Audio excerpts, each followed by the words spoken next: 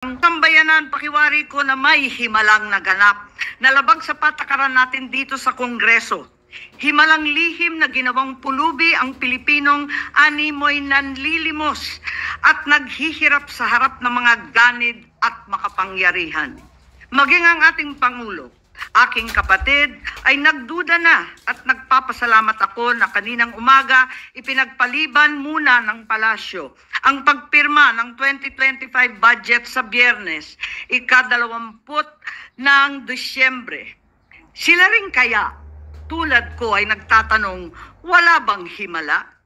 Babalangkasing ko ang mga pangyayari.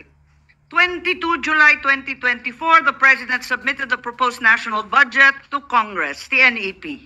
August 15, 2024, the Senate began conducting budget hearings at the subcommittee level.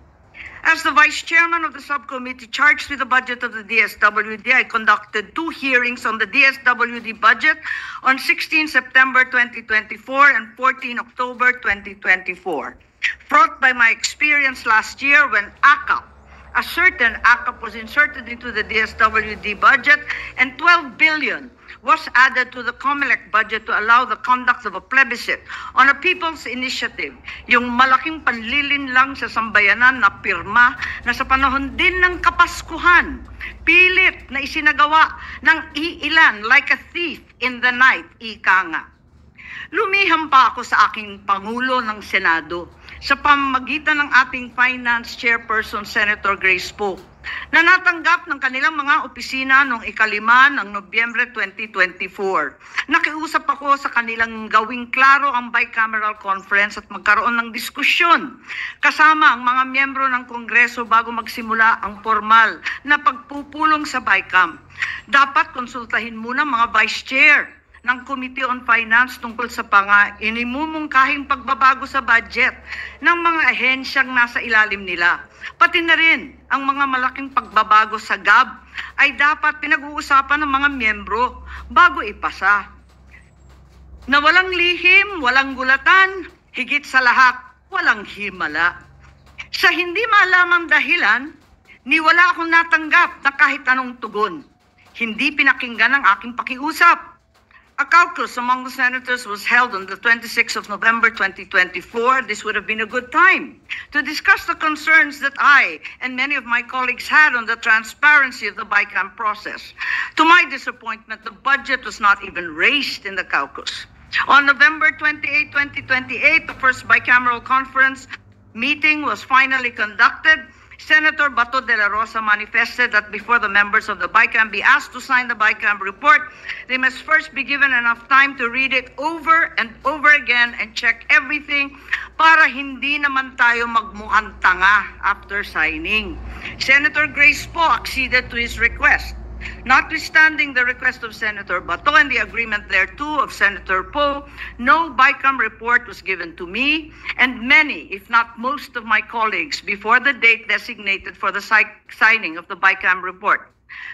Dumating ang ika-11 ng Disyembre, ang petsa ng pangalawa at huling BICAM meeting. Uulitin ko po, ang ikalawa at huling meeting nitong BICAM na ito. Minabuti kong hanapin ang mga papeles at dokumento bago sana magsalita at magbigay ng anuman reaksyon. Ngunit sa kasamaang palad, hanggang ngayon lahat kami ay nangangapa sa dilim. Walang mga detalye o paliwanag, ni walang konkretong numero. Ang tanging hawak ko ay ilang datos ng DSWD na tila nilapastangan, sabay ang PhilHealth, sabay na rin ang DepEd. Kaya't sa kabila ng pagnanais kong makisama, hindi ako pumipirma sa kahit anong papel hinggil sa BICAM report na yan. At nagsusulong magbawas ng pera sa mga lehitimong proyekto para lamang ipasok ang AKAP, lakihan ng labis-labis ang MAIP, at pagpiestahan ang DPWH. Paano naman ako pipirma sa blankot kulang-kulang na papel? The majority of the Senate contingent signed the signature page of the BICAM report. However, several of the senators soon refused to sign the rest of the report when they saw the drastic and inexplicable changes reflected therein. It was only at 6:14 p.m., much later that day, that my office finally received through an email, apparently a signed copy of the BICAM report. At approximately 8:20 p.m., members of the Senate purportedly ratified the BICAM report viva voce of the 2025 General Appropriations Bill. Uulitin ko po, purportedly ratified.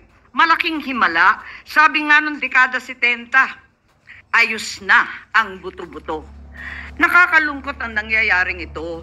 And we should all be disheartened by the manner our BICAM was conducted, by the means the BICAM report was ratified. It is, after all, a very important, perhaps the single most important piece of legislation we pass each year. Isang yumaong miyembro ng Senado ang nirerespeto ng lahat na si Senator Dominador Aytona, anak ng Bicol, once defined the national budget, the General Appropriations Act, as the economic program of government designed for the people's benefit in numbers and figures rather than words and letters. This week, the greatest power of the legislature, the power of the purse, has been trivialized and wantonly squandered.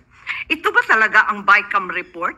Ang programa ng gobyerno para sa sambayang Pilipino na hirap na sa buhay? O para sa kapakanan ng iilan lamang? I also attempted to obtain a CCTV footage of the reported ratification of the 2025 BICAM report. For some incomprehensible reason, the Senate Secretariat refused to oblige, alleging that a non-existent data privacy regulation prohibited my being provided a copy. They seem to forget that sessions in the Senate are public and are even live streamed nationally. Nonetheless, the